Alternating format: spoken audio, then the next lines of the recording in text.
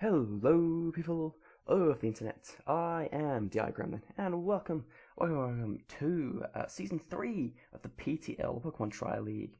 This is my draft breakdown, which might be on time, it might not, but whatever. I'm in D1 of the PTL this season. I was in D3 in Season 1, I was in D2 Season 2. Now I've made my way up to the big boys. Like, we were in the Championship last year, or we're in the Prem this year. But yeah, if I haven't got around to uploading all of last season's matches yet, that's like I'm in the process of doing that. And I am going to spoil what happened in last season. So if you want to watch those videos first, like, click away now. Spoilers in 3, 2, 1. I won last season. I was the champion. I was the D2 champion for season 2. It was awesome. Like, I ended up absolutely loving my team. I knew it inside and out, and the championship match was it was so good. I was glad that it was with Ian, about who I respected throughout the season. I really liked his team, and it was just such a good match, and it came down as absolutely close as it could have possibly been. That's like probably like my favorite match that I've ever played. But yes, so the young hopeful being promoted to D1 for the first time. I had to. I don't know what I was about to say there, but it left my brain. But yeah, so the draft came about, and obviously you can see I picked Necrozma here, which I had last season, and I used it kind of well. It got 10 kills, or 11 kills for me, I think, throughout the season, which, given that I used it purely as a defensive mon, was kind of insane. I was like pick 8, I think, out of 12. And I really wanted Mega Lopunny. I wanted Mega Lopunny last season, and it got taken like pick 2 or 3, and this season it got taken like pick 2 or 3 again, which is just. I mean, like, I get it. Like, Mega Lopunny is super good, obviously, that's why I wanted it, but this league allows so much broken stuff that I figured Mega Lop would fall to me. Like, you've got Lando T, Celesteela, Mega Mawile, Mew, Lando I, Mega Kangaskhan's there. Like, there's a lot of mons on the board that make you think, oh, hang on a second. Or the Mega Lays as well. Both of the Mega Lays are allowed, which is crazy. But yeah, so all this broken stuff was around. There was still, like, Mega Latias was there. I think Celesteela went the pick before me. But yeah, I didn't want any of that crap because I looked at the tier list and I saw Necrozma there for 14 points. And that's just a mistake. Like, just to be plain and honest, the guys who put the tier list and the points together, they made an enormous mistake by making this thing 14 points. Necrozma is a round 1 pick, in my opinion. This thing is 16 points, maybe even 17 points. It's just so good. I don't understand why they put it for 14 points. I wanted Mega Lopunny and Necrozma. I thought that would be a pretty sick combination, but as soon as Mega Lopunny went, I knew I had to grab this thing. And I couldn't risk anyone else taking it because it's so bulky and it's so strong and it's so good. Oh, like, I drafted a team last season with Necrozma that basically forced it to run rocks pretty much every single week. So I did not draft a good team for Necrozma. It was a good team overall, but for Necrozma, it was not the best.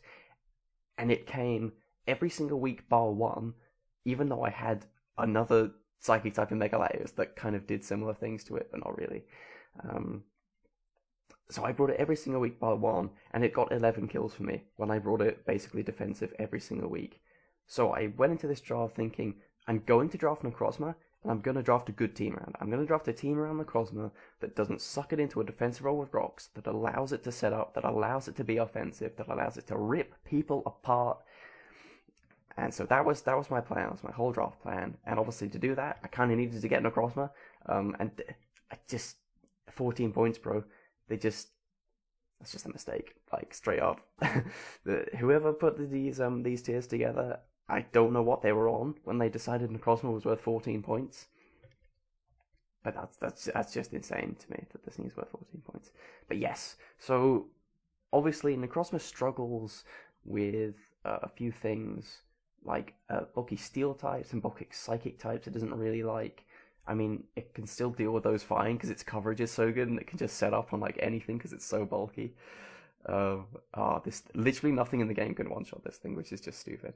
Um, but yeah, so up next, I decided to draft Greninja, which round 2 was maybe a bit of a reach, but the thing is I had 2 mons in mind that I really wanted to draft, a Mega and another mon.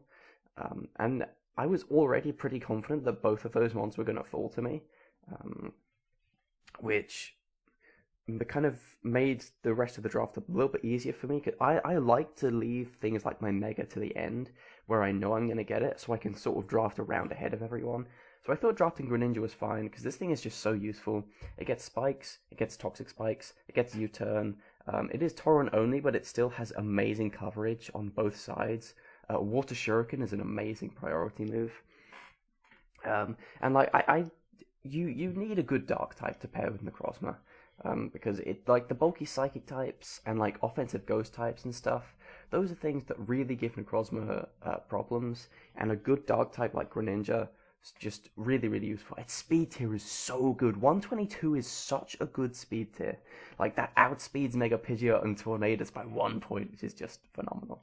So yeah, Greninja's a mon that I've never used before, and I've always kind of like wanted to use it. And so I did. I was like, you know what, I'm going to draft this thing. And I also like the hazards as well, spikes and T-spikes. You hazard stack with Necrozma is, I think, a really deadly strategy. And so I kind of was trying to draft that as well, and that worked out fairly well. I'll spoil that now. You'll see in a bit. So up next, I drafted a mon that, like, maybe round 3 is a bit of a reach, like, but again, like, I was essentially drafting, like, 1 or 2 rounds ahead of everyone else at this point, and I was really confident of getting my Mega at this point, and the other mon was a little sketchy. I was keeping my eye on it, but yeah, I drafted Rotom Heat. This is a mon that every single league I've ever been in, I face a Rotom Heat, and it is the most annoying mon to prep for. This thing is just, its typing, and its bulk, and its speed, and it's just so annoying. Like, it's so annoying to switch into, it's so annoying to take down. And I knew that if I didn't grab this thing, that someone else was going to take it, like, within the next round. So I felt like it was a really, really good pick. And also starting to get a nice little Volt Turn core going, which, if you can Volt Turn into a set from Necrozma, okay, I need to calm down. I like this team, and nobody else does, but I like it, and that's important. So yeah, Rotom Heat for 12 points in round 3. People are still drafting, like, things worth, like, 15 points, and, like, people have pretty much blown through, like, half their budget at this point, and I was like, bro, I got so many points left. I'm fine, I'm chill. But yeah, this thing, it's not that versatile, unlike Necrozma and Greninja, but what it does so fantastically well. And it really helps out with, like, things like the bulky steel types. What else? I had something else in mind that I just completely forgot. I don't know. I mean, bulky grass types to help out with Greninja, because Greninja gets Ice Beam, but it still doesn't like the bulky grasses. But yeah, like Rotom Heat, you know what it does, and it does it really, really well. And honestly, it's probably like the 6th best mon on this team overall, but I think I might bring it every single week because it's so unique in what it does, and it does it so fantastically well. I think it's well worth 12 points easily. So up next, I drafted my boy Donphan Hathi. The Colonel Hathi is back.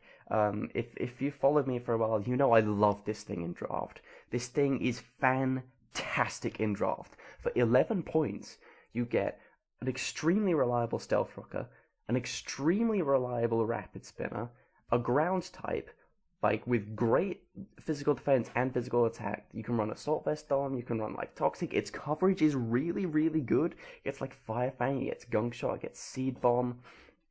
Knockoff as well. Knockoff is really important, actually, on any team. I think that this thing is such a good value pick. It just covers, like, when you have a draft, you have certain things that you have to get and certain things that you want to get, and Donphan ticks off just some enormous things. A Ground type, a Rocker, and a Spinner. And obviously I knew I needed to get some Rockers, because Necrozma, you do not want it to be your best Rocker. You don't want that. Oh, God.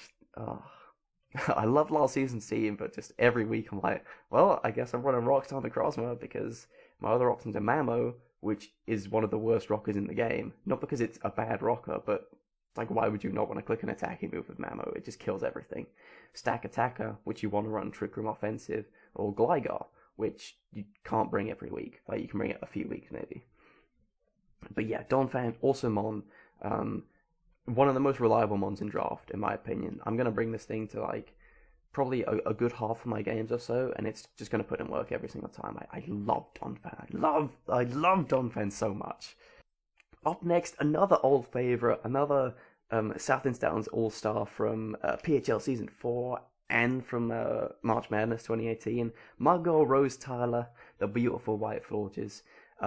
This is a really nice pickup. You know, I needed a fairy. I was tossing up between Sylveon and Florges, which are both ones that I've used really extensively and pretty well.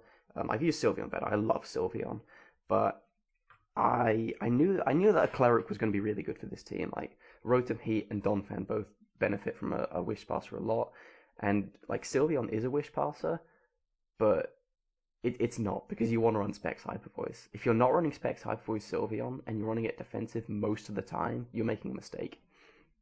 Whereas Forge is the other way around. Like, it's best used as like a Bulkymon, a Wish Passer, a Cleric, but it could be a Carmine Sweeper or a Spexmon or something like that, because it does have great special attack. But yeah, that Spadef is awesome. You like don't have to invest in Spadef ever, because it's just so bulky on that side naturally.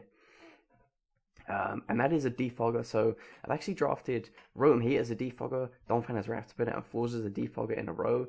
You'll see that I was planning on drafting a couple of mons that were fairly hazard weak, so I wanted good hazard support. I wanted really, really good hazard support.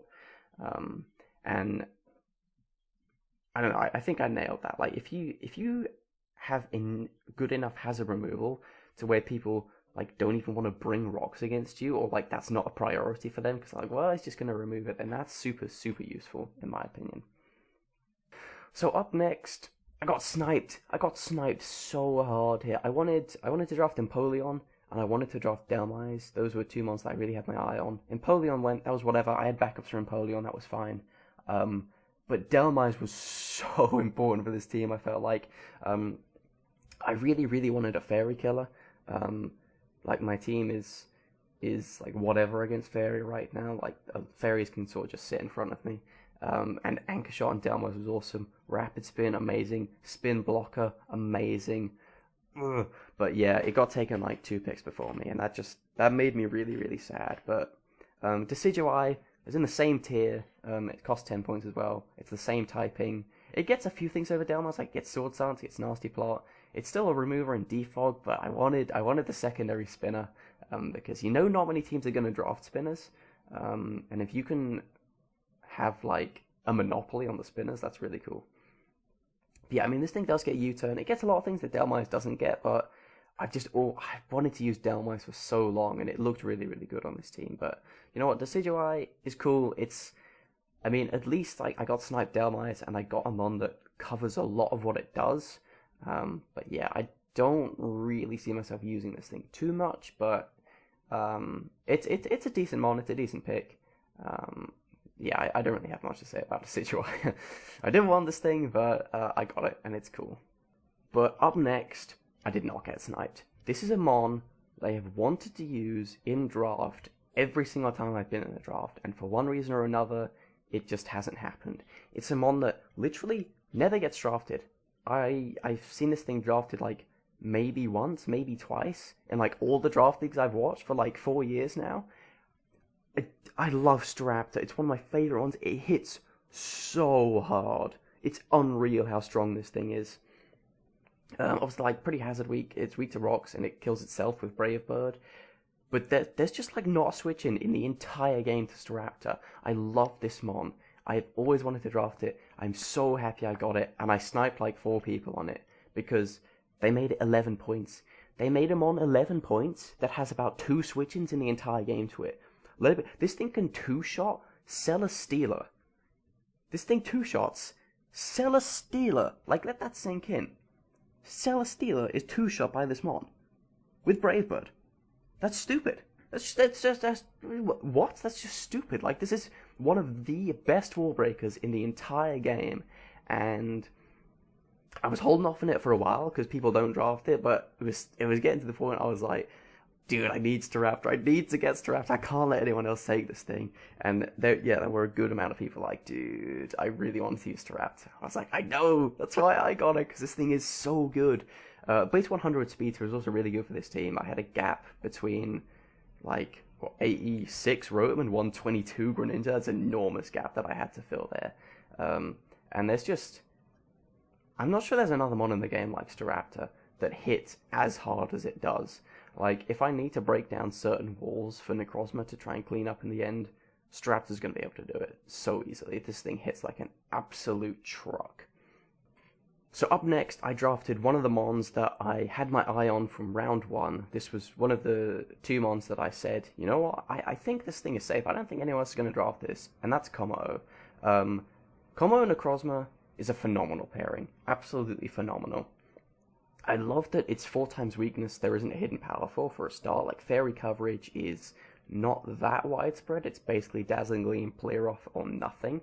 But yeah, this thing is a really good, bulky setup mon that can sit aside Necrozma. It's another rocker as well, which I don't want to run rocks on Como or Necrozma, but like, the option is there at least. I definitely need more rockers on this team right now, for sure. I'm like, oh, I should draft loads of rockers so the Necrozma never has to run it. I've only got one reliable rocker so far, but yeah. I love that Como helps out in the dark types and the steel types that the Necrozma kind of struggles to take down. This thing does not care about those things, hits them like a truck. So bulky psychic types, a little bit of an issue for this thing as well, but I mean, like, Necrozma kind of 1v1 them. Greninja's a really cool pick for them. I got Decidueye for them.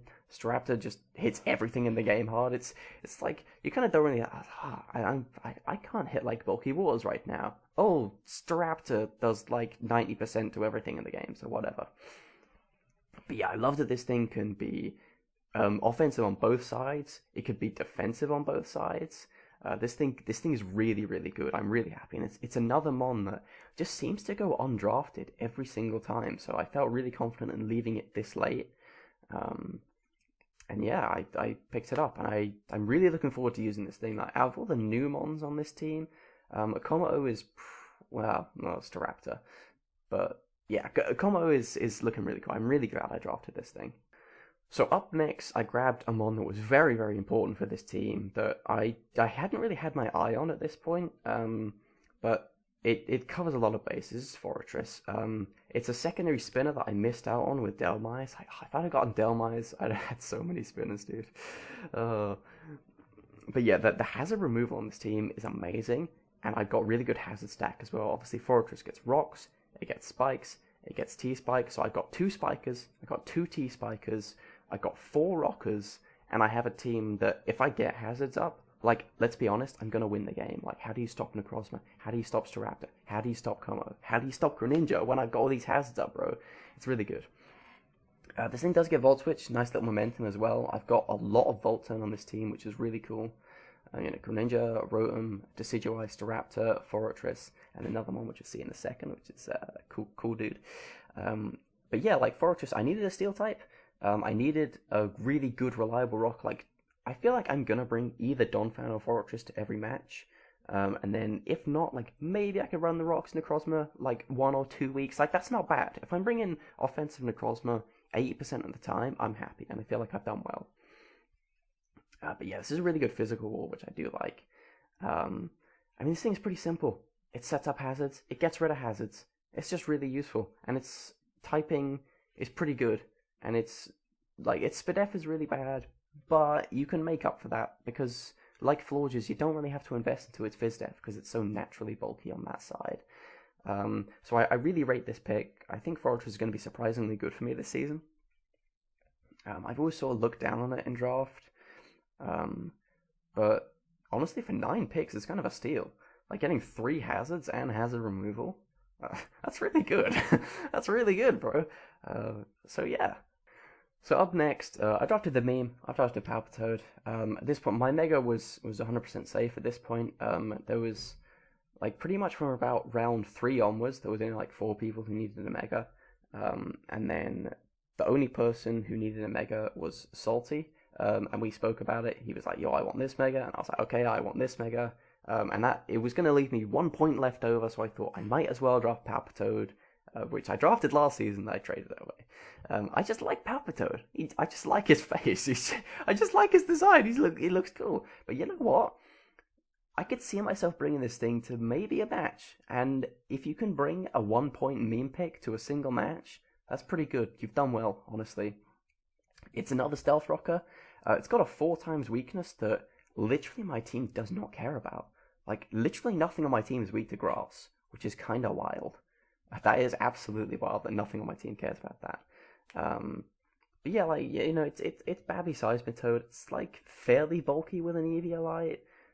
So you never know. Maybe I'll bring it if I really can't find room for one of my other rockers. But yeah, it's Palpitoad. It's a meme pick. I like it. It's cool. It's whatever. And so last but certainly not least, I grabbed Mega Beedrill, the glue that is going to hold this team together, but probably not. So I used Beedrill before PHL Season 4, and I hated it. I absolutely hated this thing. Like, it was so bad for me, it was unreal. And you look at its stats and you just think, how could this thing be bad? Base 145 speed and base 150 attack with adaptability, with U-turn, poison jab. Like, this thing is unbelievably strong. Unbelievably strong. But back then, I drafted a terrible team around it, because I just thought to myself, dude, Volturn is so good. Let me draft like 4 or 5 mons that are really fast, frail Volt Turners. And that's just a really bad idea, because people are like, okay, let me bring a Scarfer against you, and you have no bulk, so you're going to die. And also, I couldn't punish Scarfers because I had no setup mons. Whereas this team, I have Necrozma and I have Kommo-o, which can set up on like basically everything in the game. So, Beedrill, I think this thing is really, really useful, because I'm either going to U-turn in on something like that can maybe take that U-turn, but then it's going to allow me to set up with something else, or I'm just going to chip their team down with U-turn and like leave the door wide open for my sweepers, or they're going to be scarfed, they're going to kill me, and I know what they're locked into, and I should be able to sweep from that point, because I got some really good sweepers on this team. So I really like this Beedrill pick. I think it's good on this team. I hope I can make it work, because I do like Mega Beedrill. I love its design. I love its shiny. I think it's a fantastic mon. It can get taken advantage of in draft pretty easily. But as the draft went on and on, I had this idea, this vision in my head of Necrozma, Greninja, Kommo-o, Mega Beedrill. I figured that was going to be such a good offensive front four. And then when I threw Staraptor into the mix, like, I just really like this team.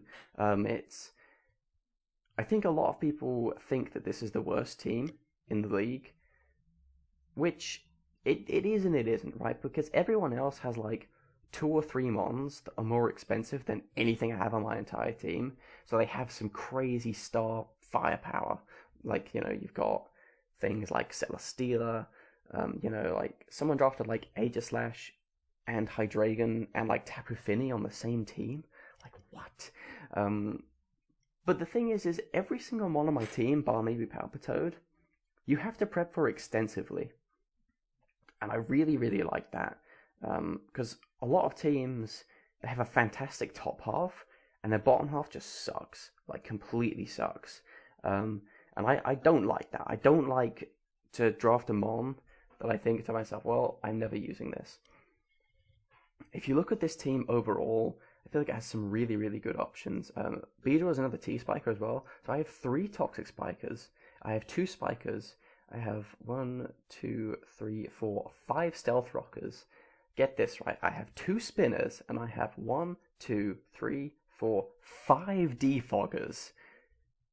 I have the best hazard control in the league. Like, it's not even a question. I have the best hazard control in the entire league. Don't, like, if you want to argue that, you're just stupid.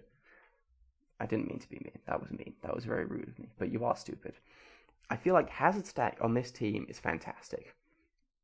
Because, you know, if Beedrill comes in on something that it can U-turn on for free, let's say it's like a slow bulky grass or something, like a Tangrowth, I don't know. I can U-turn on that bad boy completely for free, and they either have to let their Tangrowth die, or like switch into something, take like rocks and spikes and U-turn, and like then let me get something else in for free.